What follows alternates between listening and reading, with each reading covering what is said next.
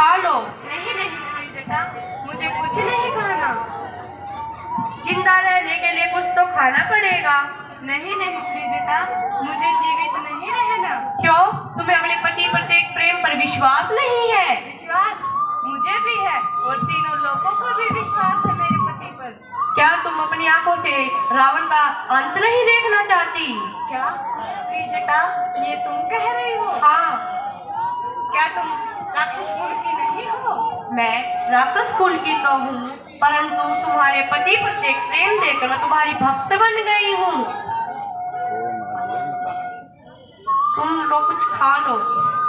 त्रिजटा, मैं यह महल का भोजन कैसे ग्रहण कर सकती हूँ? मेरे पति तो वनवास में कंदमूल खाते हैं, तो मैं महल का भोजन कैसे ग्रहण कर सकती हूँ? सीता, मैं तुम्हारे लिए कल शुद्ध सात्विक भोजन लेके आऊंगी। लो, तुम कुछ खा लो।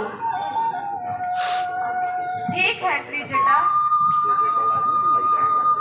इस राक्षस कुल में कहाँ शुद्ध सात्विक भोजन मिलेगा?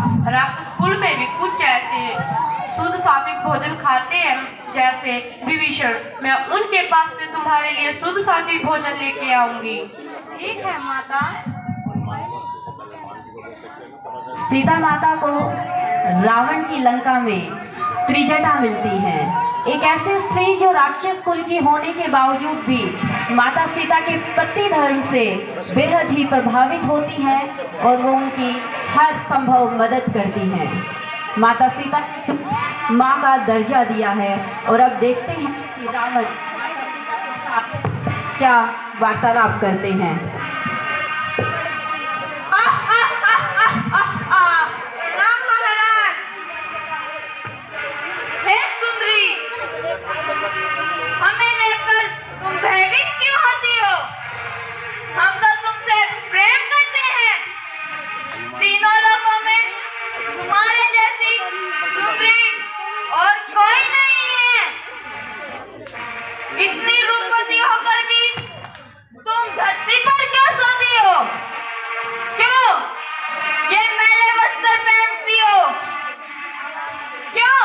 इतने दिनों तक उपवास करती हो?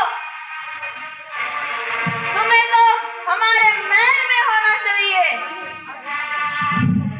वहां जाओगी तो तुम्हें सारे संसार की सुख सुविधा प्राप्त होगी।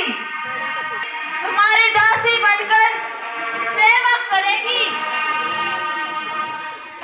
ऐसा सुख तीनों लोकों में किसी के पास नहीं होगा।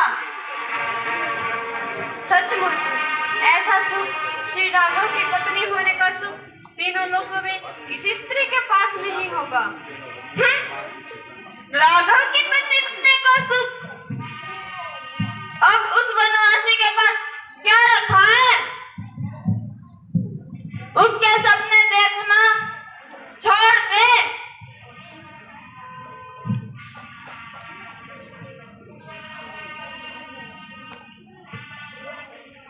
पहले तो उसे यही नहीं पता चलेगा कि तुम कहाँ हो। अगर पता चल भी गया तो लंका में कोई मानव प्रवेश नहीं कर सकता। अगर प्रवेश कर भी गया तो यहाँ से जीवित वापस जाना असंभव है। एक बार मेरी ओर तो देख सुंदरी। बलपूर्वक किसी को अपनी पत्नी बनाना राक्षसों का धर्म है। मैं जब तक तुझे स्पर्श नहीं करूंगा, जब तक तुम मेरे प्रेम प्रस्ताव को स्वीकार नहीं करोगी। रावण, याद रखना, जिस प्रकार सूर्य की आभा कभी सूर्य से दूर नहीं होती, उसी प्रकार राघव की सीता भी कभी उनसे दूर नहीं होगी। हम तुम्हें अपनी बलपूर्वक रानी बना सकते हैं। सावधान रावण,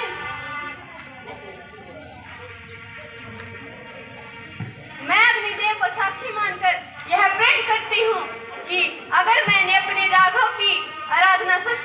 से की है, तो अगर तुमने एक कदम भी आगे बढ़ाया तो तुम यही भस्म हो जाओगे।